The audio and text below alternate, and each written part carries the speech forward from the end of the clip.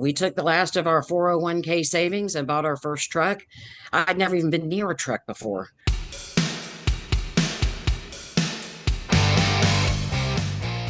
Linda Allen joins me now. She is an OOIDA board member. Linda, thank you so much for being here. Oh, thank you so much for having me.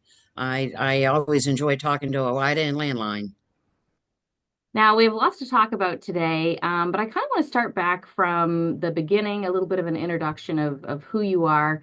Talk to me about how you got onto the board, and I guess before that, how you got into trucking. I got into trucking by mistake, actually, during the economic recession back in 2006. I lost my job. My husband lost his job. We lost our house. And my husband looked at me. He says, the only other thing I know how to do is drive. So we took the last of our 401k savings and bought our first truck. I'd never even been near a truck before. Went through the Workers Investment Act, got my CDL as well, and started trucking. That's not the way to do it. I don't recommend doing it that way. Luckily, I found OOIDA. Um, I wouldn't be in business today without OOIDA. I called someone, I can't even remember how I found the phone number. I called and they just walked me through everything. They helped me. I could call them with any of my questions. We started doing better. And after a while, I thought, I really want to give back to the organization that gave so much to me because I wouldn't be in business if it wasn't for OOIDA. And so I ran to be on the board, and luckily I was elected as an alternate, and then eventually elected as a board member, and actually just won my reelection. So I'm on the board for another 4 years. Wonderful. What had you done before that? Actually, I've always worked with legislation. So I worked with like the 9 to 5, the National Association of Working Women.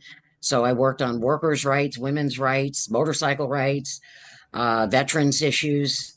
And it was actually a lobbyist in the state of Georgia for a few years, and worked with kids that were getting in trouble with juvenile justice. I would put together a team with the schools and the courts and different members of the community trying to come together to have some solutions for these kids that were getting in trouble. So I've just always liked to be part of the solution of things. I recognize a problem and try to help.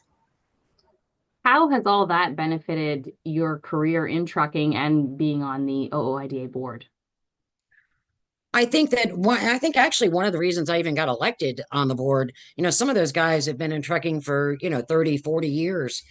And I think a lot of them recognize that I brought something different to the table. I brought my legislative background. I'm a political science major in college. So I could bring some of that grassroots mobilization and legislative work to the board. And so my background has helped me promote some of the legislation that OOIDA works on and backs. And I have contacts with different, congressmen and senators. I actually serve on Congressman Bilirakis's Veterans Advisory Committee on veterans issues, but that gives me an in to talk to him about trucking issues as well. So I think it's been a different combination, but I think it's worked out well. Now, you recently went to DC. Talking about what you were doing there. Well, I was there because I'm the legislative chair for the state of Florida for the American Legion Auxiliary. And so they sent me to DC. So I had different meetings on those issues. But I went to the OOIDA DC office, had not been there before, and met with Jay and Colin and Doug. And so then I end up having meetings we actually have a new senator that was appointed in Florida. When Rubio was asked to be Secretary of State, he was my senator here in Florida. So we got a new senator, Senator Ashley Moody. I had worked with her actually on veterans issues when she was the Attorney General down here. And so I met with her staff. I brought my landline magazines with me. I met with Congressman Daniel Webster's staff, Congressman Bilirakis' staff, and also Senator Rick Scott's staff, and just kind of gave them an update on some of the issues that we're facing in trucking, truck parking, the bathroom access bill. It's hard to find a bathroom. The parking is impossible. So I just kind of speed limiters. I actually offered them a ride in a truck sometime. They couldn't understand, well, why is speed limiter such an issue for us? And I said, well, I tell you what, we're in DC right now. Let me see if I can get a truck over here. Why don't you go for a ride with me and I'll drive 20 miles slower than the traffic and you see how safe that is. So it just gave me an opportunity to visit with them and share Landline magazine with them and just discuss some of the issues that truckers are facing every day. You find a lot of them are just completely unaware that these are the issues that truckers are facing. Yeah, I think some of them are unaware and some of them don't understand the importance and the relevance. I think COVID actually brought a lot of it more to their attention when they realized there was an issue with the supply train. So they they're starting to listen more than they used to, but it's still hard, and they only they're looking at up to 10,000 bills a session. That's a lot of information, and to be able to break something down to them in just a few sentences and hand them an information, or giving them my card and say, call me if you have a question, call me. I can tell you what it's like being a trucker going over the road. And so that they are more receptive to me now than they were. But we still have a long way to go. And I'm hoping our membership, I'm hoping people will take action and start calling them and developing relationships with their congressmen and their senators at the federal level, but also at their local level, the state level as well. Yeah, and actually, I want to ask you about that. From your perspective, we're always telling people go to fightingfortruckers.com, reach out to your lawmakers. How important is that from your perspective that people do that? Even, some people might think, well, I don't really know a lot about politics. I don't really understand all this stuff. Why is it important that they do that? It's huge. Um, they get elected from our votes. If they don't hear from their constituents, they don't necessarily realize what is important to us. And if their constituents are calling them, the numbers matter. That's how they get elected, and that's how they stay elected. So they're a lot more willing to listen if you're a constituent and you're calling. And you don't have to know everything. You don't have to know the ins and outs of everything. One, you can call Landline. You can call Jay Grimes, who's our government affairs, or call the DC office of OOIDA. They'll explain it to you if you have any questions. It's huge for them to hear from us. And the numbers make a difference. Like I said, that's how they get elected. That's how they stay elected. Um, our voice matters. And I've just, my favorite quote is from Margaret Mead. Never doubt that a small group of individuals can make a difference. It's the only thing that ever has. And I live by that. And I just really think that it makes a huge difference hearing from people that are driving the trucks and letting them know what's going on and how things are affecting us. Now, I know you have a lot of ties and doing a lot in the veterans community. Talk to me about that. I'm not a veteran, but my dad was Coast Guard. My father-in-law was Army. I kind of grew up in the American Legion. My parents were involved. And I started seeing again the need for constituents to reach out. So I got involved with legislative work for our veterans. And so, like I said, now it started just individually. Then I started at the district level. And now, like I said, I represent the state of Florida with the American Legion Auxiliary, making sure that legislation that's out there is that we're calling our congressmen and calling our senators and letting them know what's going on. I serve on Congressman Bill Arrakis's Veterans Advisory Committee, and really, what that committee is groups of people from his district that are involved with veterans issues. They don't know what needs to be changed if they haven't heard from folks. So we get that information out across the state, and we hear back from folks saying, I'm having trouble getting my benefits, or I'm having trouble with suicide. Suicide is a huge issue in the veteran community. So we've worked on Be the One, finding out ways that we can identify people that may be at risk for suicide and give them a hand up.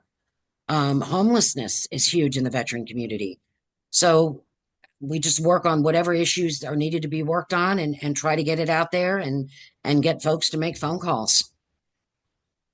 And talk to me about, do you do something with, I know you have a motorcycle. Is there something you do with laying wreaths? Yes. Wreaths across America.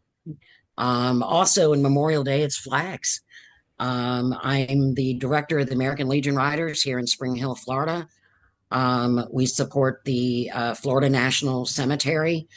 So Memorial Day, we lay flags on every veteran's graves. And we don't just lay the flag, we put the flag in the ground, we say the veteran's name, and we thank him for his service. The same with the wreaths across America. We do that every December, and we lay a wreath on every single veteran's gravesite in respect for them. We wouldn't be here, we wouldn't be free without our veterans. So I hold that very dear, and I thank them for their service. We do PGR missions. We bring people home. The National Cemetery in Florida, every 3 months, they have a service for the unattended. These are veterans that died without family, without friends. And we make sure they have a full military honor. We stand in a flag line and we make sure their names are read out loud and that they are honored and that we show respect to them. I'm curious from your perspective, how do you see, motorcycle, veterans and trucking? How is it all connected? Well, it's either 18 wheels or two wheels for me. Part of it is, I like to drive.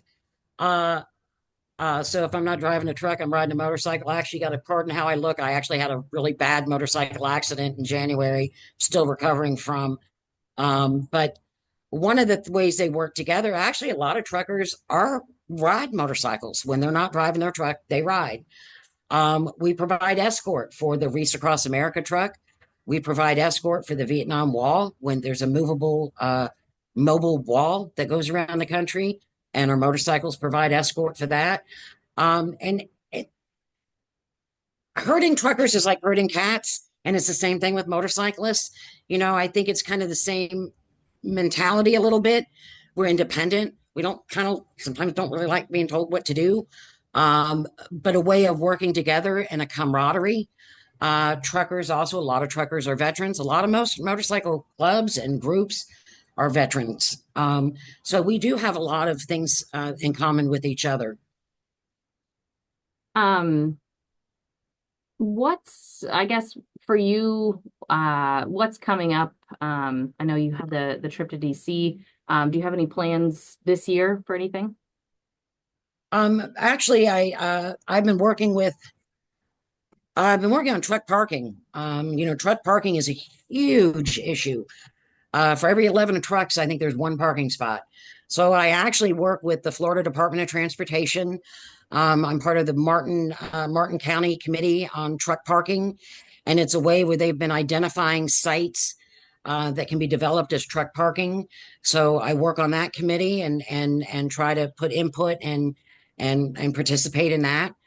Also with the Small Business Administration, there's a group called Divas in Trucking. I haven't been as active this year, but I plan on getting active. And it's women that are just getting into trucking, different aspects of trucking, and they need to hear from somebody that's been around a little bit and to help give some advice. I point them toward OOIDA. I tell them they need to call, that this is important. So broker transparency is huge. We're having a lot of issues with broker transparency, with double brokering. It's hard in trucking right now. I've been in, since 2006, and the last 2 years have been really tough, really tough. We're struggling to stay alive, really, but trying to get information out there and trying to find ways to make it better. That's what I do. I'm not driving the truck quite as much. I have two trucks. So I have one that's on the road all the time. The other right now is parked for the moment. It's getting some work done on it. And so when I'm not in the truck, I work really hard on legislation, on truck legislation, on whatever I can do, however I can help to make trucking better. You sound busy. I also take care of my 90-year-old mother and my 37-year-old daughter with disabilities. So yeah, I'm a Wow. pretty busy lady.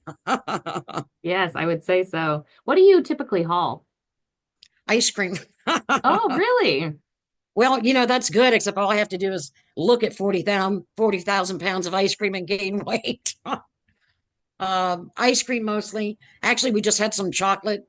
And what's good about some of the activity that I do outside of the trucking is a lot of times some parts of our cargo gets rejected. It either wasn't the right product ordered, or maybe the outer box might have been messed up.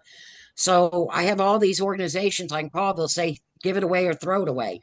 Well, I don't really believe in throwing it away. So I'll call churches. We've done ice cream socials for veterans at a veterans nursing home. Um, we just give it away, but we make sure that it's going to people that, appreciate it or could use it.